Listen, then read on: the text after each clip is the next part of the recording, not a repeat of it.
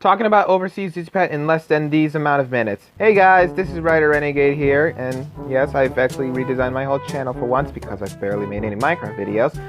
Not even one. But this video is basically just me talking about like the overseas Zhu Zhu Pets that were sold in Finland, Sweden, and Denmark. I'm definitely gonna possibly regret this, so stick around with me as long as you can and just watch me ramble around these 4 feminist Zhu Zhu Pets. That's right, feminism is taking over, and that's pretty much what might have laid to the end to basically Zhu Zhu Pets for 2012. Rest in peace.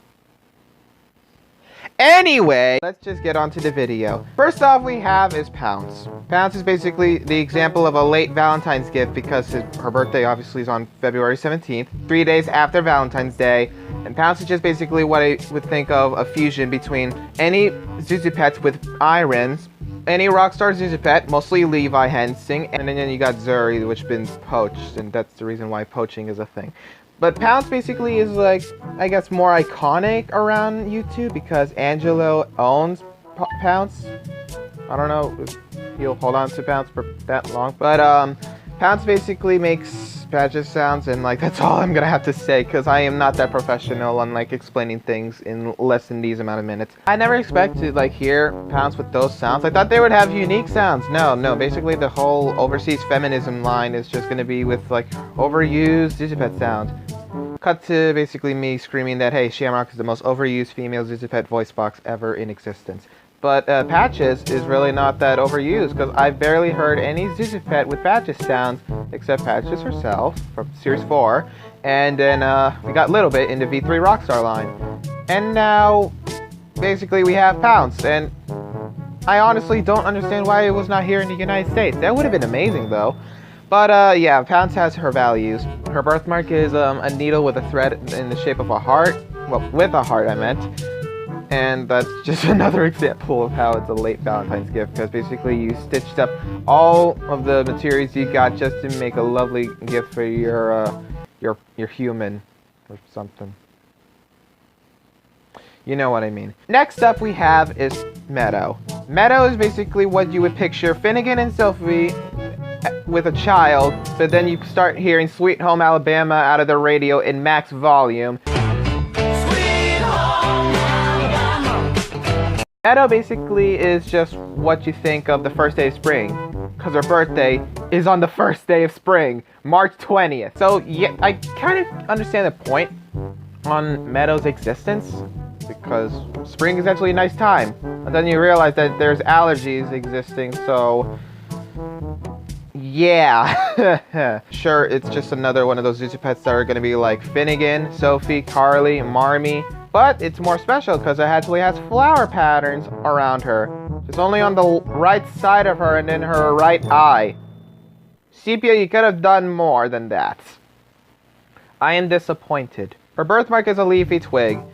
It's just a plant. It's just plant. Yes, spring exists. We get it. Spring is super special. See if I care. See around the whole world if anyone would care. Does anyone care that spring is around the corner? No one? Exactly. Next up we have is Tulip. Tulip, it should have been named Orchid, honestly. I like orchids, but that's just my opinion, really, so I wouldn't start to complain about this much. Tulip is a Zhu Zhu Pet bunny that's not even part of the Wild Bunch line. That's actually quite interesting, because most Zhu Zhu Pet bunnies that I would know will obviously be in the Wild Bunch line, or either an exclusive, but these are just overseas release, so like I wouldn't know if they would be like exclusive just to that, which I'm guessing they might be but anyways, Tulip is a fusion of what I would think of Heidi, Zuzu, and Toodles. Pretty much I plan to possibly like make my own custom Tulip out of a Toodles if I never even get a Tulip in any shape or form. Not even hold one for that matter. But hey, times will change after we have the Man of Mystery. help us out. Tulip's birthmark is obviously what is her name, a tulipa, and her birthday's on July 29th. I don't know what that pretty much means. I'll have to look into that.